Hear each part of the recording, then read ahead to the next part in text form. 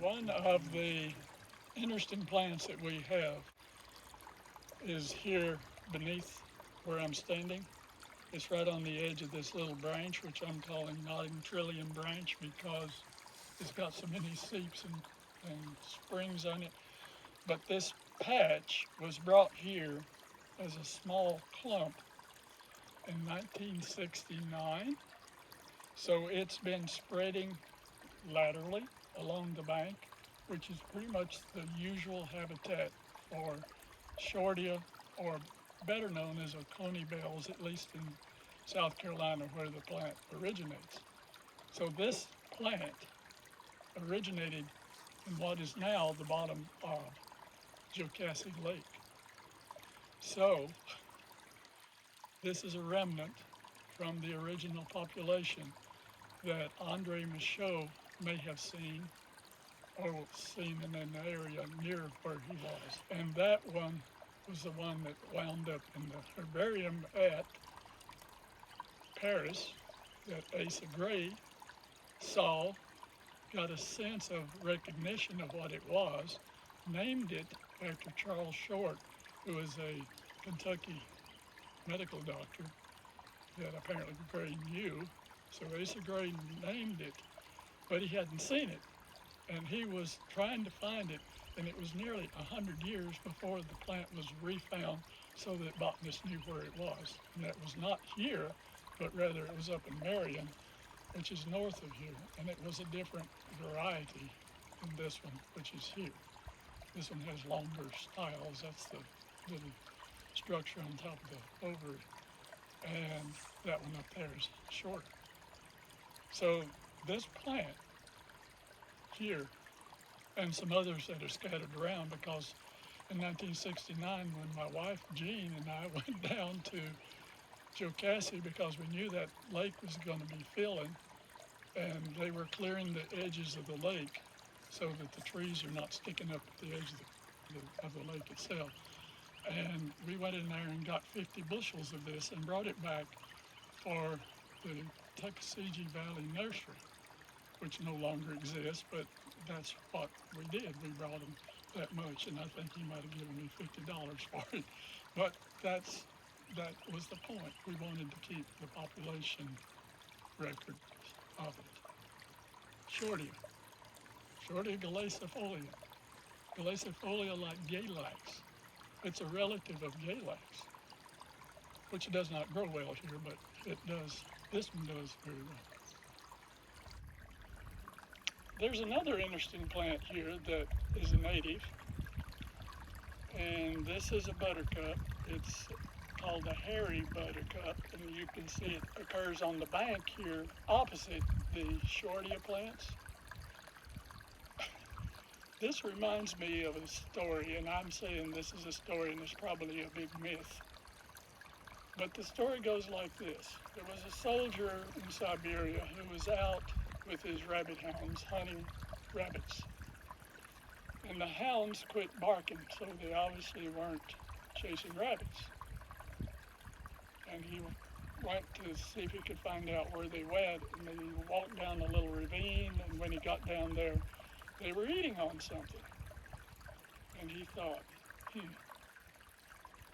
gee, that thing has a big tooth. So he either excavated the tooth or broke it off, or at any rate, he got it back to someone who recognized what it was. So it was a young baby mammoth. And so they decided they wanted to see this animal or the rest of it. It's buried in this tundra condition. In other words, it's buried in the place where there was an avalanche during glacial times, in which the little animal was there. And it got caught in the avalanche and buried and frozen. So what do they do with this piece of mammoth but take it back, put it in the freezer, cut out some little chunks of meat, and they have some small mammoth steaks for the Russian Academy of Sciences that year. So, did you miss something? I think you probably didn't catch it. I said buttercups. We're talking about buttercups, but what has that to do with the baby mammoth in Siberia? It's probably a different species, but they say that the buttercups were in its mouth, apparently munching on some vegetation there before it got caught in the avalanche. So there's the answer for the Siberian buttercup connection with us. Maybe. Let me tell you a little bit of a story about trilliums. I think that most of our trilliums came here at the end of the glacial period, and they were scattered about. And the species is what I call plastic, which means not having anything to do with plastic wrap or whatever, but rather having to do with the fact that the genetics are very easily transferred from one plant to another as long as there's a close enough relationship. So, when I first came to Nodding Trillium Garden, I had two. One was the Nodding Trillium, and the other was the Catesby's Trillium. The Nodding Trillium occurred here on this ridge to the south, and the Catesby's essentially were on further up above us. And so those two were here initially. I found when I was in the process of collecting plants that one of the things I could do if I had a rhizome that was left over and I didn't want to just throw it in the trash, I stuck it in the ground here on this ridge. And I didn't think much about it, and I says, if it goes, it goes. If it doesn't, it doesn't. So that's what it will be. I want this to be something that's a natural system. Sure enough, the Sweet Betsy went wild. It was going up the hill, around the hill, up the fence road, all the way up to the hill above, and continuing along the fence row above, all the way behind the barn that's on the property that I own to the north, and continuing down until it got all the way down to the bottom of the hill. And I was rather surprised. How in the world is it getting around so well? In the meanwhile, we're beginning to learn how trillium seeds are dispersed. It's not birds. It's, as far as I know, not rodents or mice or anything of that sort. But it turns out it's ants. So I could see the fact that we have ants here, and maybe they're doing it. And so I find little patches of them, usually around where an anthill was. So that makes sense. So the ants are moving them. And so it's been about, 30 or 40 years, and they're getting all the way around maybe a quarter of a mile distance in that much time. So that's fine, but Suddenly we discovered that they're on the opposite side of the creek, on the other side. And this is particularly pronounced for the yellow one, which is considered luteum now, yellow. And that one appeared over there with a neighbor's shed, and the only way it could have gotten there would have been to get across the creek because it was not over there before. I'm not sure about the Sweet Betsy. It may have been over there because I found some that were in the general area. So the question comes to be, how in the world did it get there? I had planted some at the back of my old house, which was the one I lived in for a while, and it's an old 1800s house. I'm not sure exactly when it was built, but the former owner said it was 1800s. So when I planted it there, I noticed when the fruits were forming, yellow jackets. You think yellow jackets have no good? Think about trilliums. The way trilliums get around is yellow jackets. Furthermore, I've been noticing them appear in the lawn, where the house I lived in before, in the cow pasture. These things are moving because the yellow jackets are carrying them. They may not make it to where they're going. If they drop it, they don't go back and hunt it. They just go back to where they got some and get some more and take them to their nest. So you have trilliums coming up around yellow jacket nests. So whenever you think about getting rid of the yellow jackets, you might have, as a result, some trillium pop up if they've been eating the little seed material that's attached to the trillium. One of the interesting plants that I bumped into, and it was kind of coincidental, wandering through rhododendron thickets, was the Fraser sedge, or sometimes called lily leaf sedge because the leaves are looking a little bit like a lily. They don't look so much sedge-like. They have broad leaves, and they're smooth, and it used to be called samophyllous, which means wavy, and so on the edge of the leaf is a real narrow, small waving line, hence the botanists call it samophyllous. But some other botanist says, well, you're splitting it out, it's not legitimate, and so let's keep it in the sedges. So it's kept in the sedge, and it was initially named as sedge, and it's called Carex Fraseri, I think, but actually it's Carex fraserianus now. And I got a population down the hill here, which is from Jackson County. We had it on the biology preserve in the county, and so I brought a little bunch from some of that population there. Just, you can take a little piece of the population and get it started, and if it goes, it goes. If it doesn't, it doesn't. Back up the hill here behind me came from Clay County, and there's a big population there, and I decided one time to study it.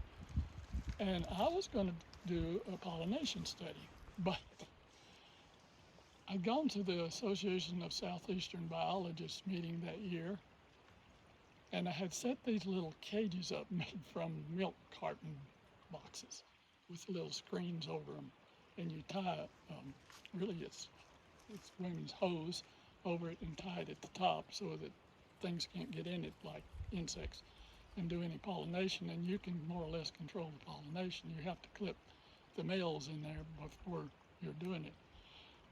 I came back and those little cages were helter-skelter. I thought, what in the world happened?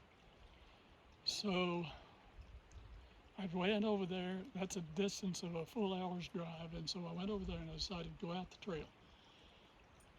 And there's always trails there. And as I went along, I saw deer scat, but it wasn't normal. It was deer scat that looked like it had the scours, which means that something was causing it to, and it had little pieces of Fraser's sedge flowers in it. My guess is, and this is a guess, maybe they're eating those flowers as a vermifuge, which means they're cleaning their intestines out of the worms that get into and testing. I think that's what was going on. And I had 2 or 3 students that tried to study it, and I guess they got overwhelmed with it for some reason. And we went all the way to Pennsylvania looking for it, and I found that it wasn't just in the rhododendron ravines like I'd seen it here in this area, but rather in the Boone area, it was occurring up in the ridges of the beech forest, growing in the crest under beech trees. And so that was expanding, and it got me a little bit of an idea that I don't know enough about this plant, and I still don't, but it's one of those that's kind of interesting. One of the interesting things is that we have peripheral populations of species that are much more common. Any folk that live in limestone country, like in Tennessee or maybe over in Kentucky, you may have seen what was called twin leaf, and it's named after Jefferson, so it's called Jeffersonia diphylla, diphylla meaning 2 leaves. So twin leaf was known for this county when I got here. And there was a collection that was supposedly made in a gap that we called Colby Gap. And this gap, we hunted and hunted and hunted and did not see any evidence of twin leaf. One day, the computer guru, John, came by and said, "Man, I've seen twin leaf over here in Oak Hill." And I said, "Really?" And so we made an arrangement to go over and got there, and sure enough, there it was. And there's a good population, a good sized population. I guess it's spread over maybe, something like 200 or 300 square feet maybe.